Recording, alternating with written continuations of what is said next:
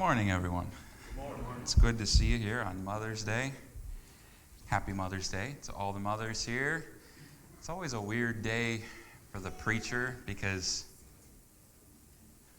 I'm not a mother. I'm not really sure what kind of authority I have to give a Mother's Day message, but at the same time, it's my job. So, guys, I'm not telling you to sit back, but I'm going to tell you just up front, this one's really not so much for you. If you have your Bible, I would encourage you to turn to the book of Ruth. We will be there in a bit, but we're not going to be there quite yet. Mother's Day is tough for a few reasons. One, obviously I'm not a mom, but two, it's not always a happy day for everyone. Some mothers have lost children. Some mothers are estranged from their children. Some mothers have kids and they're on good terms, but the kids maybe aren't anywhere near them. Maybe they live in a different state. And others desire to be mothers, but have never been blessed with that opportunity. Certainly that doesn't mean we shouldn't celebrate Mother's Day. We absolutely should. But we also have to keep in mind that on this day, some people hurt just as much as they want to rejoice. And my hope is that through this message today, all of the women in the room, not just moms, and not just moms still with kids, but all women feel a renewed call to God. I want to begin with a classic Mother's Day text, Deuteronomy 23, verses 3 and 6. No Ammonite or Moabite may enter the assembly of the Lord, even to the 10th generation. None of them may enter the assembly of the Lord forever. Verse 6, you shall not seek their peace or their prosperity all your days forever.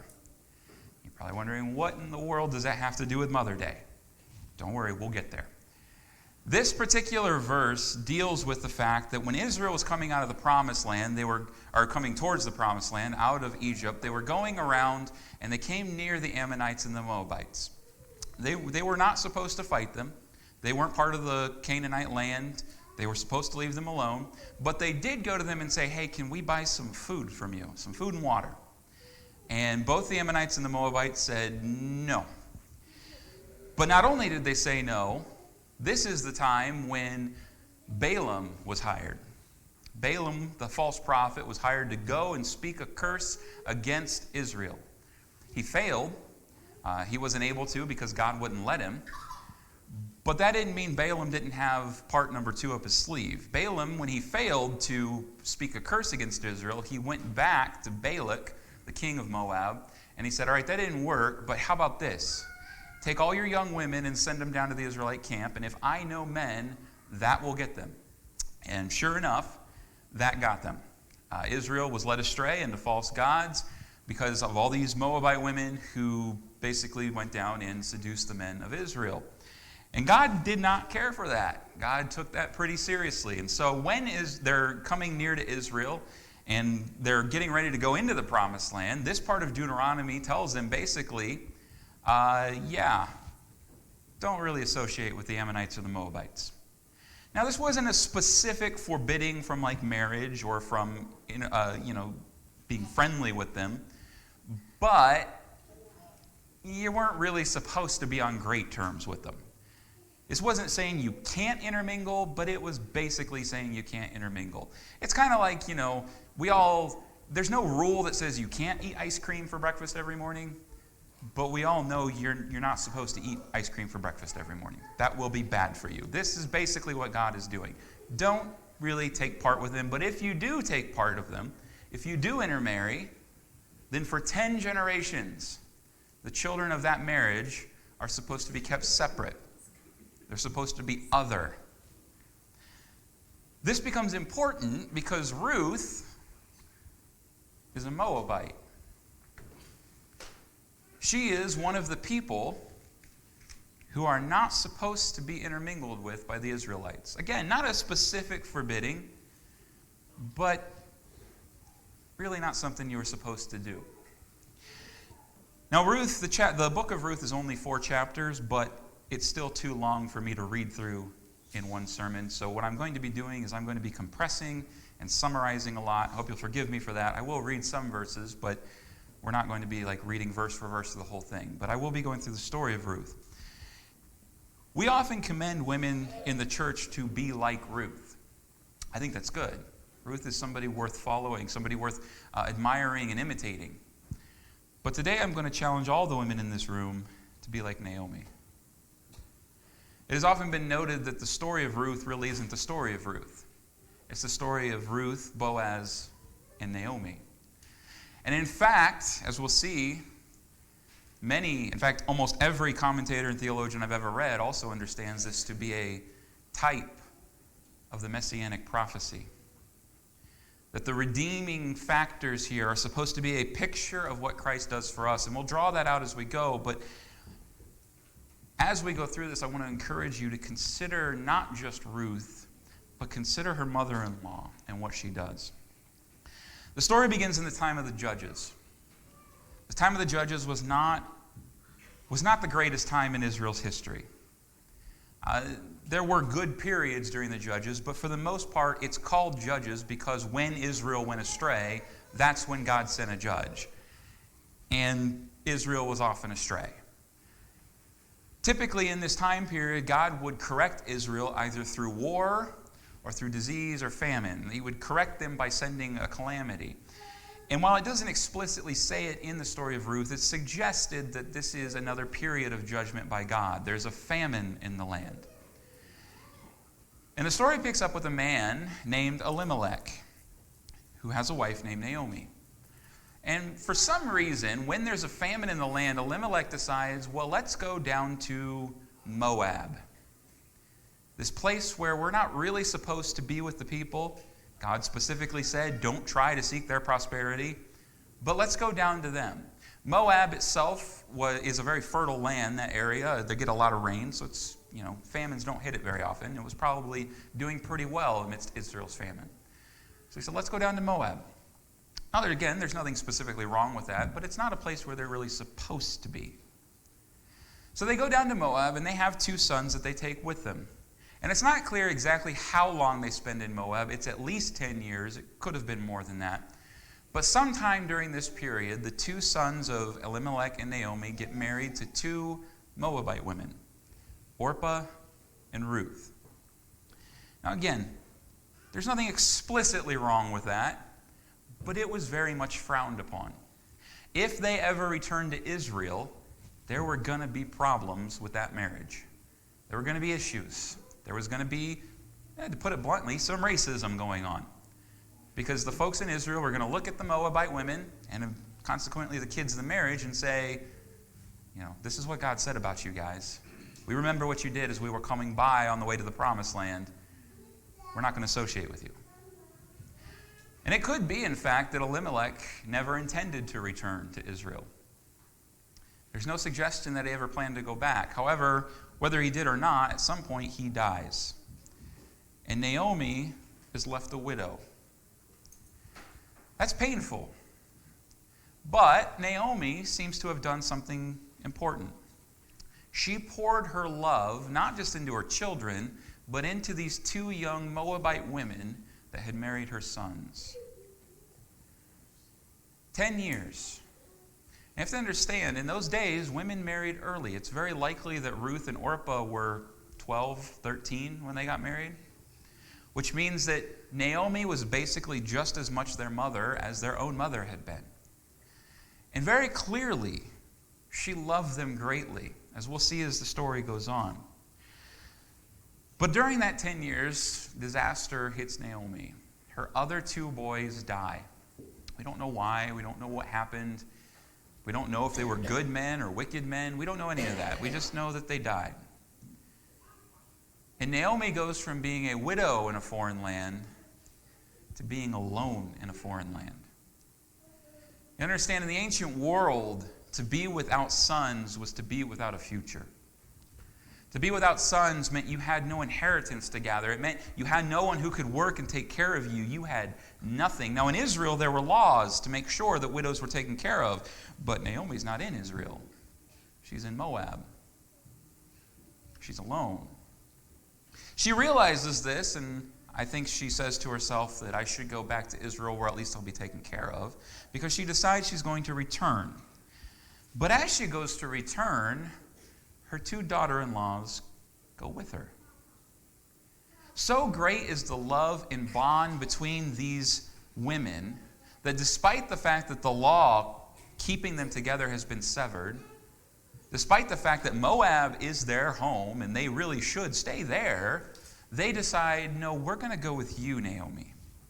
We love you. And because we love you, we're going to go back to you with your people.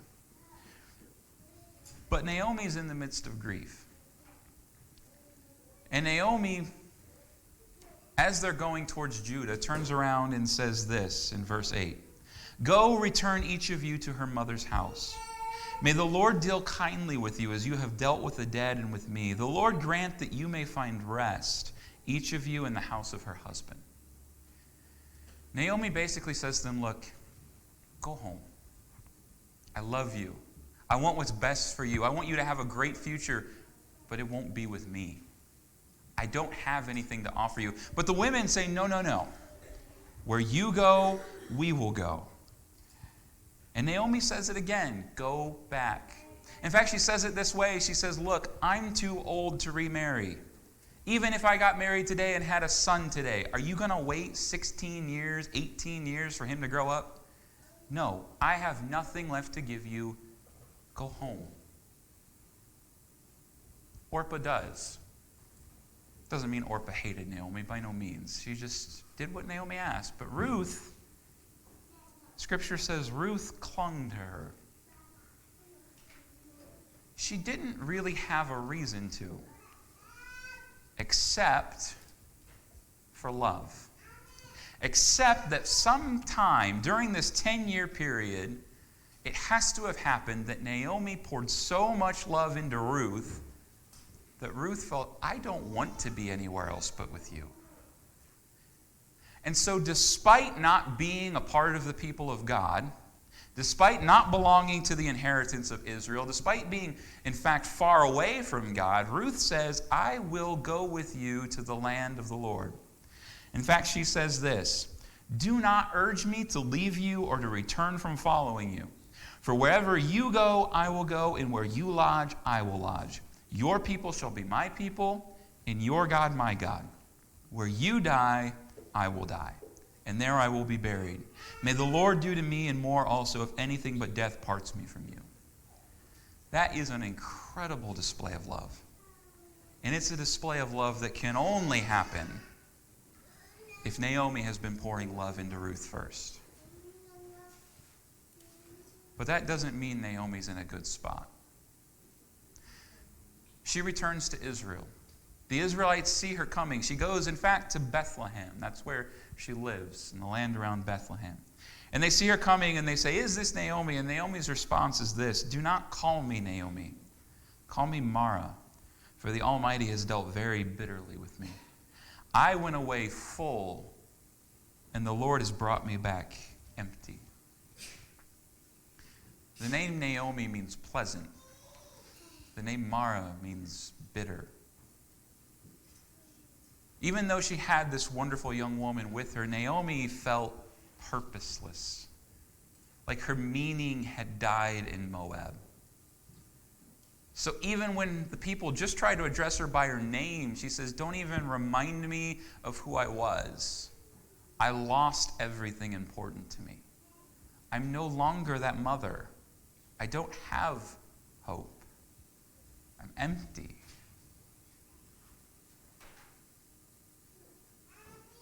I don't know how many women feel that way today. Often in the church, we can be guilty of placing so much importance on motherhood that when motherhood is gone, the woman can feel like, what am I supposed to do now? Where could God possibly use me? This was my life. And it becomes all the more painful when that loss is through death or separation. Naomi felt that way. Naomi felt like she had no future. Everything she was had been left behind in Moab. She didn't even want to be called by her old name. But despite all of this, she continued to do one thing. She continued to love Ruth. Chapter 2 picks up with Ruth realizing that, hey, we're two poor women in Israel, and while there are laws to take care of us, that's still not a good place to be. So let me go find some food. Naomi says, go. This leads to Ruth going to the field of Boaz. Boaz is a relative of Naomi's. Not a close relative, but a relative. Ruth goes to the field, and eventually, as she's gleaning in the field, as was the right of the poor, they were allowed to do that. They were allowed to work and then take home some of the food. As she was working, Boaz came by and said, who is that? And the hired hands say, well, that's Ruth. That's the daughter-in-law of Naomi, the young Moabite woman who came back. And eventually Ruth comes to Boaz and basically says, hey, is it okay if I keep working here? Not a question she needed to ask, but she wanted to ask. She was a very well-raised young woman, it seems. And Boaz basically says to her, not only can you stay here, I've heard about your love for your mother-in-law. You are more than welcome anytime. So Ruth returns to Naomi, and Naomi asks her, where were you gleaning today? And Ruth says, the man's name with whom I work today is Boaz. And it's like a light goes off in Naomi's head. Verse 20 of chapter 2, Naomi says to her daughter-in-law, may he be blessed by the Lord, whose kindness has not forsaken the living or the dead. This man is a close relative of ours, one of our redeemers. Up until this point, I think Naomi has felt like, I'm just going to consign myself to the end. Eventually I'll die. That'll be that. But when she hears the name of Boaz, she remembers something. There are laws in Israel, laws of redemption. If a family, a widow, or a piece of land was getting ready to be lost, a family name was getting ready to be lost, maybe they were dying out, they had no sons to continue the name, or something had happened to the land, they'd become so poor they could no longer keep it, they had what were called redeemers. And redeemers had the ability, or the option at least, to go redeem the land and redeem the people. And in doing so, depending on the situation, they would either buy the land or they would buy the right to the wife to continue the name of whoever died. And Naomi realizes, wait a minute. There is still hope in the future. Now, I don't think she feels that hope necessarily for herself. I think she feels it for Ruth. She realizes something. Even though I don't feel like there's a future, Ruth, you could still have a future. So she says to Ruth, go back there. Stay near to Boaz. Anywhere else you could be in danger, but this is a good man. She continues to guide Ruth even in hard times. Then chapter 3 picks up. We don't know how much time has passed, but it picks up with Naomi talking to Ruth. And Naomi says this, my daughter, should I not seek rest for you that it may be well with you? Now you remember when she came back to Israel, that's what she told them. But she told them, go back. I can't give you that rest. Go back. But now she's realized, wait a minute. Maybe God's not done with me. Maybe I do still have a place to guide someone towards redemption. Now she is going to be the one to try to find rest for Ruth. That rest basically means, can I find you a husband? Can I find you a future? She's telling Ruth, I care for you like a daughter still. Despite the fact that that bond has been severed, the bond of love has not been severed. I still love you. Can I find a future for you? And so she says this, is not Boaz our relative with whose young women you were? See, he is winnowing barley tonight at the threshing floor. Wash therefore and anoint yourself, and put on your cloak, and go down to the threshing floor, but do not make yourself known to the man until he has finished eating and drinking. But when he lies down, observe the place where he lies, then go and uncover his feet and lie down, and he will tell you what to do." And Ruth replied, "All that you say I will do." Spoiler alert, she didn't actually do everything that Ruth said. She did a couple things out of order, but she gave it her shot. Now that might seem like an unimportant thing until you realize something and remember something.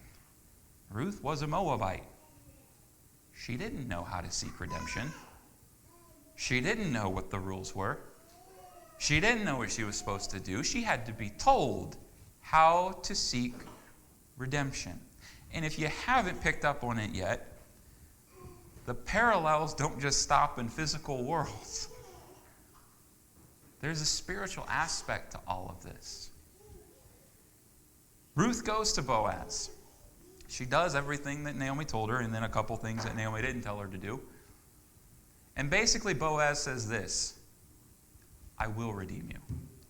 But there is one who is technically closer than me in kinship, who has the first right. If he doesn't redeem you, I'll redeem you, but I have to go to him first." So she goes back. But she doesn't go back empty-handed. She takes with her 6 measures of barley. And when she comes back, she goes to Naomi, and Naomi says, "Hey, how did it go?" And in verse 17, Ruth answers, "These 6 measures of barley he gave to me. For he said to me, 'You must not go back empty-handed to your mother-in-law.'" When Naomi first arrived in Israel, what was her complaint? "I went away full, but now I'm empty."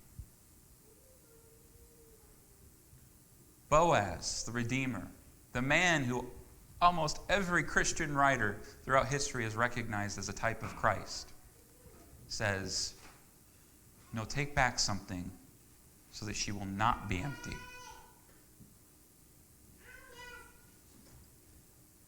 Naomi thought she had no purpose. She had no meaning left when she came to Israel. But it wasn't true. She still had something, she just couldn't see it. She still had something to give, something to pour into, in this case, the young woman Ruth, who did not belong to the family of God, who did not know the way of the Lord, who didn't even know how to seek redemption. She had the ability to push that young woman towards the feet of the Redeemer. Chapter 4 comes. And I'm going to read this section because here's where the great parallels between Christ and us kind of come out.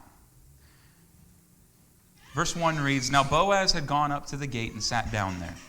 And behold, the Redeemer of whom Boaz had spoken came by." That is, the guy who was closer in kin. So Boaz said, "Turn aside, friend, sit down here." And he turned aside and sat down. And Boaz took 10 men of the elders of the city and said, "Sit down here." So they sat down. Then he said to the Redeemer, "Naomi, who has come back from the country of Moab, is selling the parcel of land that belonged to our relative Elimelech. So I thought I would tell you of it and say, buy it in the presence of those sitting here and in the presence of the elders of my people. If you will redeem it, redeem it. But if you will not, tell me that I may know, for there is no one besides you to redeem it, and I come after you." The other Redeemer says, "I will redeem it." I'm going to pause there.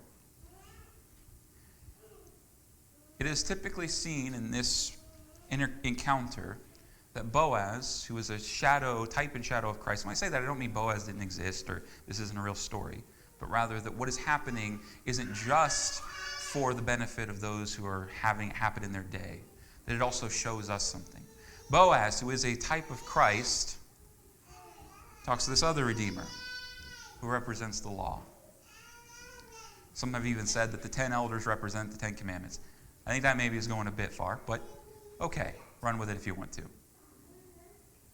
He sits down across from this man who represents the law and says, "If you will redeem this land, redeem it." And he says, "I will." But Boaz wasn't done yet. Boaz goes on. "The day you buy the field from the hand of Naomi, you also acquire Ruth the Moabite, the widow of the dead, in order to perpetuate the name of the dead in his inheritance." Then the Redeemer said, "I cannot redeem it for myself. lest I impair my own inheritance. Take my right of redemption for yourself, for I cannot redeem it. This man, who in many theologians, many commentators' eyes represents the law, upon realizing he would have to take care of the outsider, the sinner, the one who did not belong to the family of God, says, "Oh no, that's too much for me. I can't do that." Of course, Boaz always knew that was going to be his answer. That's why he did things the way he did. Because Boaz was okay with it. Boaz was fine redeeming this Moabite woman. Boaz was okay with the fact that their kid, who would inherit the land, would technically not even be viewed as part of Israel's assembly. He was all right with that because he was a good redeemer. This story paints a wonderful picture of us in Christ, but do you realize this story doesn't happen unless a mother who thought she had no meaning anymore had, despite her pain, not continued to pour love into this young woman, this outsider who did not belong to the kingdom of God, who did not belong to the people of the Lord, had not refused to give up on Ruth even when she had given up on herself.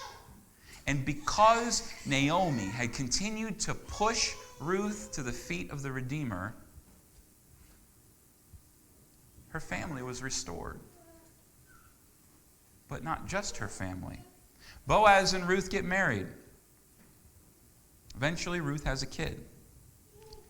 Verse 14 says this, "Then the women said to Naomi, 'Blessed be the Lord who has not left you this day without a redeemer, and may his name be renowned in Israel. He shall be to you a restorer of life and a nourisher of your old age, for your daughter-in-law who loves you, who is more to you than 7 sons, has given birth to him.' Then Naomi took the child and laid him on her lap and became his nurse. And the women of the neighborhood gave him a name, saying, 'A son has been born to Naomi.'" Now there could have been in their eyes a legal meaning to that, because legally he was now part of Naomi's line, although if you look through the genealogies, you'll see him as part of Boaz's line. But I think there was more meant in that. It was as if they were saying, "Naomi, you thought you had nothing, but God has made sure you do not go unrewarded for your work." All because she refused to turn her back on this outsider. This woman who by all accounts should not have come back with her to Israel, who should have stayed in Moab, but because of the love of Naomi, came near to the house of God, came near to the land of the Lord, and then was pushed to the feet of the Redeemer. They named him Obed. He was the father of Jesse, the father of David. 3 generations later, the greatest king in Israel's history would be born. Technically, not allowed in the assembly of the Lord, but God made some exceptions because of the unwavering love of a mother who never actually stopped being a mother, even though she thought she had.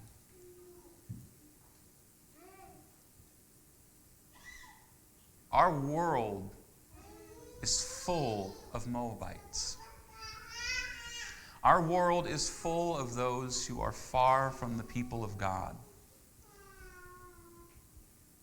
And they need Naomi. There is power in the love that only a mother can show. There's power in love that is poured out daily over 10 years, not in one single moment. Naomi didn't win any wars. She didn't part the Red Sea. All she did was daily love Ruth and Orpah. And eventually it led to Ruth coming to Israel, and to Ruth meeting Boaz, to a child who would eventually lead to David, to a king who would eventually lead to the great Redeemer of mankind. All because Naomi said, I won't stop loving you, even in my pain. We often say to women, be like Ruth. Be like Ruth. That's wonderful. But the Moabites of our world don't need Ruth. They need Naomi. And whether you have kids or don't, whether you had kids and no longer have kids, or still have them in your home, there are still Ruths, both men and women, in our world who need you. Your purpose does not stop at the bound of blood. It is love that can pull the outsider in. Love that really only finds its true power.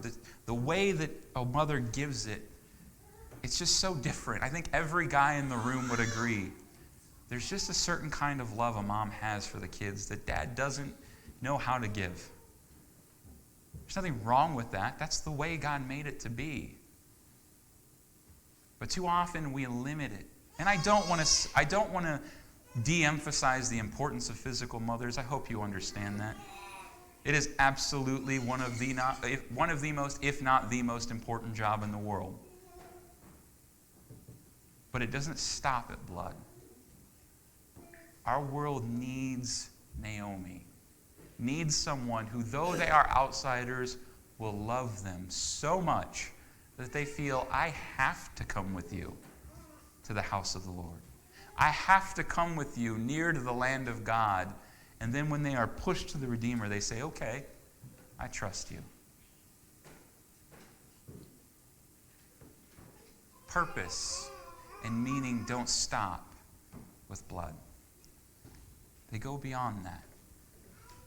If you still breathe, you can still be the mother to a Moabite in our world. If you're here today and you are not a Christian, but you would like to become one, I'll be in the back as we stand and sing our invitation song. Come back and speak with me. And if you are here and you're a Christian, but you just need to pray or to speak with someone, again, I'll be in the back as we stand and sing our invitation song.